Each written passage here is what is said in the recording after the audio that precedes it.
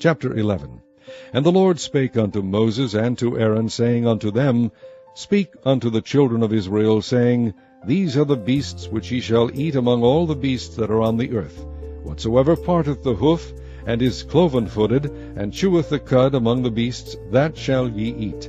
Nevertheless, these shall ye not eat of them that chew the cud, or of them that divide the hoof, as the camel, because he cheweth the cud, but divideth not the hoof, he is unclean unto you. And the coney, because he cheweth the cud, but divideth not the hoof, he is unclean unto you. And the hare, because he cheweth the cud, but divideth not the hoof, he is unclean unto you. And the swine, though he divide the hoof, and be cloven-footed, yet he cheweth not the cud, he is unclean to you. Of their flesh shall ye not eat, and their carcass shall ye not touch, they are unclean to you. These shall ye eat of all that are in the waters. Whatsoever hath fins and scales in the waters, in the seas, and in the rivers, them shall ye eat. And all that have not fins and scales in the seas, and in the rivers, of all that move in the waters, and of any living thing which is in the waters, they shall be an abomination unto you. They shall be even an abomination unto you. Ye shall not eat of their flesh, but ye shall have their carcasses in abomination. Whatsoever hath no fins nor scales in the waters, that shall be an abomination unto you.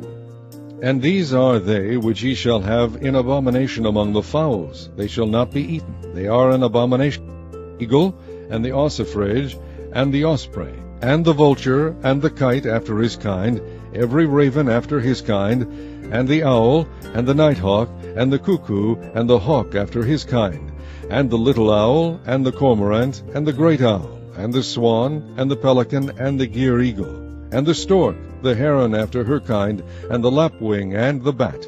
All fowls that creep, going upon all four, shall be an abomination unto you. Yet these may ye eat of every flying creeping thing that goeth upon all four, which have legs above their feet, to leap withal upon the earth. Even these of them ye may eat: the locust after his kind, and the bold locust after his kind, and the beetle after his kind, and the grasshopper after his kind. But all other flying creeping things which have 4 feet shall be an abomination unto you, and for these ye shall be unclean. Whosoever toucheth the carcass of them shall be unclean until the even. And whosoever beareth aught of the carcass of them shall wash his clothes, and be unclean until the even. The carcasses of every beast which divideth the hoof, and is not cloven-footed, nor cheweth the cud, are unclean unto you. Every one that toucheth them shall be unclean. And whatsoever goeth upon his paws, among all manner of beasts that go on all four, those are unclean unto you. Whoso toucheth their carcass shall be unclean until the even. And he that beareth the carcass of them shall wash his clothes, and be unclean until the even. They are unclean unto you. These also shall be unclean unto you among the creeping things that creep upon the earth, the weasel, and the mouse, and the tortoise after his kind, and the ferret, and the chameleon, and the lizard, and the snail, and the mole. These are unclean to you among all that creep. Whosoever doth touch them when they be dead shall be unclean until the even. And upon whatsoever any of them when they are dead doth fall, it shall be unclean, whether it be any vessel of wood, or raiment, or skin, or sack, whatsoever vessel it be, wherein any work is done, it must be put into water, and it shall be unclean until the even, so it shall be cleansed. And every earthen vessel whereinto any of them falleth, whatsoever is in it shall be unclean, and ye shall break it. Of all meat which may be eaten, that on which such water cometh shall be unclean, and all drink that may be drunk in every such vessel shall be unclean. And everything whereupon any part of their carcass falleth shall be unclean, whether it be oven or ranges for pots, they shall be broken down, for they are unclean, and shall be unclean unto you. Nevertheless a fountain or pit, wherein there is plenty of water, shall be clean, but that which toucheth their carcass shall be unclean. And if any part of their carcass fall upon any sowing seed which is to be sown, it shall be clean. But if any water be put upon the seed, and any part of their carcass fall thereon, it shall be unclean unto you. And if any beast, of which ye may eat, die, he that toucheth the carcass thereof shall be unclean until the even. And he that eateth of the carcass of it shall wash his clothes, and be unclean until the even. He also that beareth the carcass of it shall wash his clothes, and be unclean until the even. And every creeping thing that creepeth upon the earth shall be an abomination, it shall not be eaten.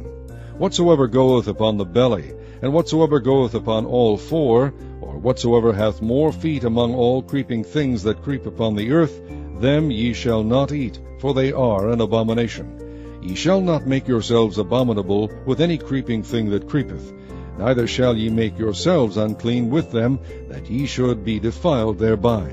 For I am the Lord your God. Ye shall therefore sanctify yourselves, and ye shall be holy, for I am holy. Neither shall ye defile yourselves with any manner of creeping thing that creepeth upon the earth. For I am the Lord that bringeth you up out of the land of Egypt, to be your God. Ye shall therefore be holy, for I am holy. This is the law of the beasts, and of the fowl, and of every living creature that moveth in the waters, and of every creature that creepeth upon the earth, to make a difference between the unclean and the clean, and between the beast that may be eaten and the beast that may not be eaten. Chapter 12. And the Lord spake unto Moses, saying, Speak unto the children of Israel, saying, If a woman have conceived seed, and born a man-child, then she shall be unclean 7 days, according to the days of the separation for her infirmity shall she be unclean. And in the 8th day the flesh of his foreskin shall be circumcised, and she shall then continue in the blood of her purifying 33 days. She shall touch no hallowed thing, nor come into the sanctuary, until the days of her purifying be fulfilled.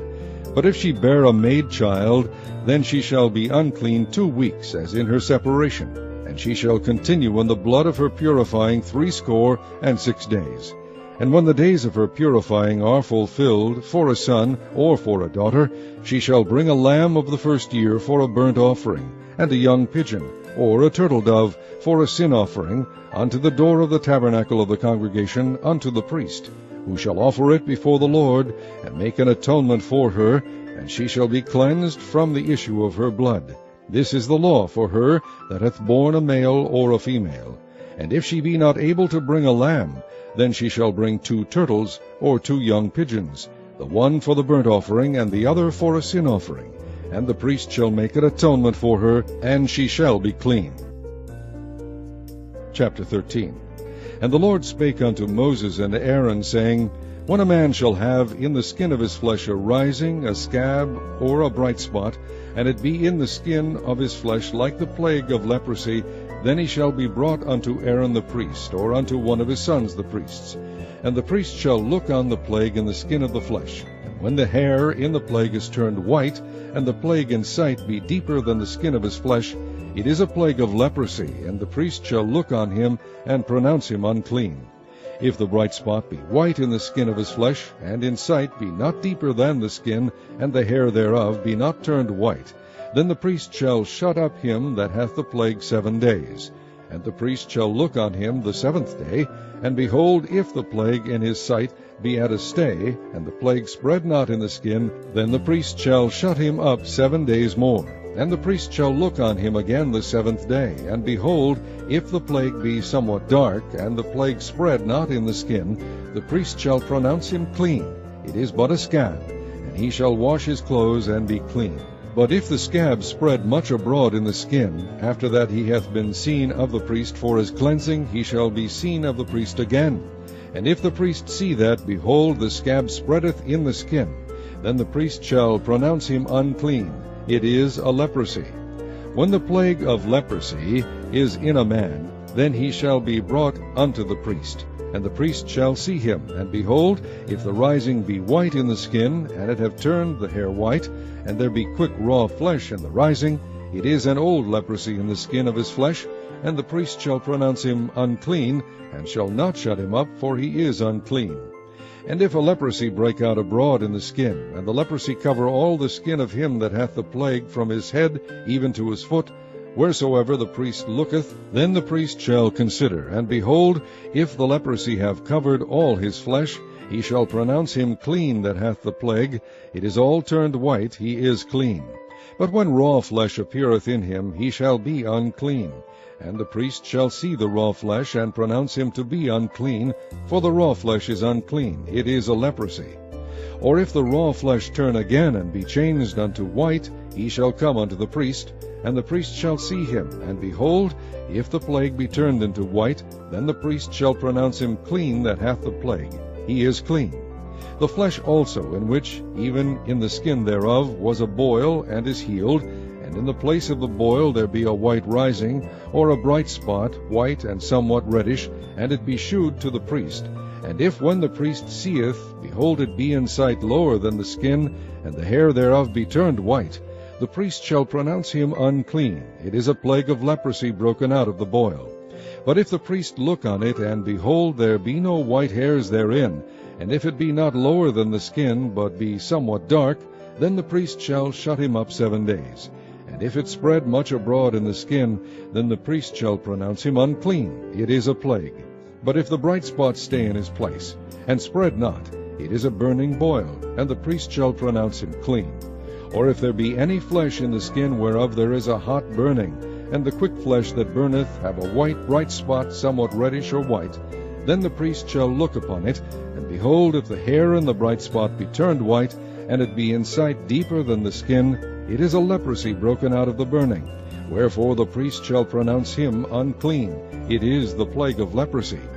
But if the priest look on it, and behold, there be no white hair in the bright spot, and it be no lower than the other skin, but be somewhat dark, then the priest shall shut him up 7 days. And the priest shall look upon him the 7th day. And if it be spread much abroad in the skin, then the priest shall pronounce him unclean. It is the plague of leprosy. And if the bright spot stay in his place, and spread not in the skin, but it be somewhat dark, it is a rising of the burning, and the priest shall pronounce him clean, for it is an inflammation of the burning. If a man or woman have a plague upon the head or the beard, then the priest shall see the plague. And behold, if it be in sight deeper than the skin, and there be in it a yellow thin hair, then the priest shall pronounce him unclean. It is a dry scald, even a leprosy upon the head or beard. And if the priest look on the plague of the skull, and behold, it be not in sight deeper than the skin, and that there is no black hair in it, then the priest shall shut him up that hath the plague of the skull 7 days. And in the 7th day the priest shall look on the plague, and behold, if the skull spread not, and there be in it no yellow hair, and the skull be not in sight deeper than the skin, he shall be shaven. But the skull shall he not shave, and the priest shall shut him up that hath the skull 7 days more. And in the 7th day the priest shall look on the skull, and behold, if the skull be not spread in the skin, nor be in sight deeper than the skin, then the priest shall pronounce him clean, and he shall wash his clothes and be clean. But if the skull spread much in the skin after his cleansing, then the priest shall look on him, and behold, if the skull be spread in the skin, the priest shall not seek for yellow hair. He is unclean. But if the skull be in his sight at a stay, and that there is black hair grown up therein, the skull is healed, he is clean, and the priest shall pronounce him clean.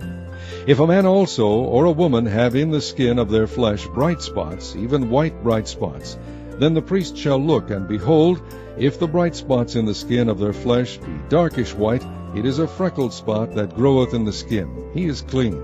And the man whose hair is fallen off his head, he is bald, yet he is clean. And he that hath his hair fallen off from the part of his head toward his face, he is forehead bald, yet is he clean.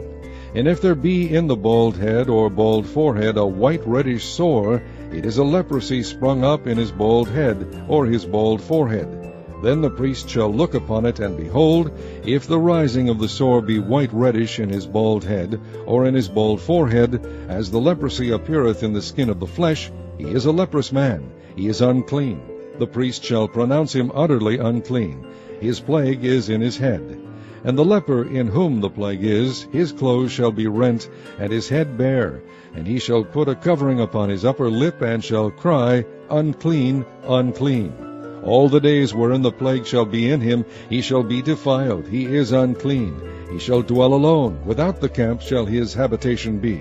The garment also that the plague of leprosy is in, whether it be a woolen garment or a linen garment, whether it be in the warp or woof, of linen or of woolen, whether in a skin or in anything made of skin, and if the plague be greenish or reddish in the garment or in the skin, either in the warp or in the woof, or in anything of skin, it is a plague of leprosy, and shall be shewed unto the priest. And the priest shall look upon the plague, and shut up it that hath the plague 7 days. And he shall look on the plague on the 7th day. If the plague be spread in the garment, either in the warp, or in the woof, or in a skin, or in any work that is made of skin, the plague is a fretting leprosy, it is unclean. He shall therefore burn that garment, whether warp or woof, in woolen or in linen, or anything of skin, wherein the plague is, for it is a fretting leprosy, it shall be burnt in the fire. And if the priest shall look, and behold, the plague be not spread in the garment, either in the warp, or in the woof, or in anything of skin, then the priest shall command that they wash the thing wherein the plague is, and he shall shut it up 7 days more. And the priest shall look on the plague, after that it is washed, and behold, if the plague have not changed his color, and the plague be not spread, it is unclean. Thou shalt burn it in the fire. It is fret inward, whether it be bare within or without. And if the priest look, and behold, the plague be somewhat dark after the washing of it, then he shall rend it out of the garment, or out of the skin, or out of the warp, or out of the woof. And if it appear still in the garment, either in the warp, or in the woof, or in anything of skin, it is a spreading plague. Thou shalt burn that wherein the plague is with fire. And the garment, either warp, or woof, or whatsoever thing of skin it be, which thou shalt wash, if the plague be departed from them, then it shall be washed the 2nd time, and shall be clean. This is the law of the plague of leprosy in a garment of woolen or linen, either in the warp or woof, or anything of skins, to pronounce it clean, and to pronounce it unclean.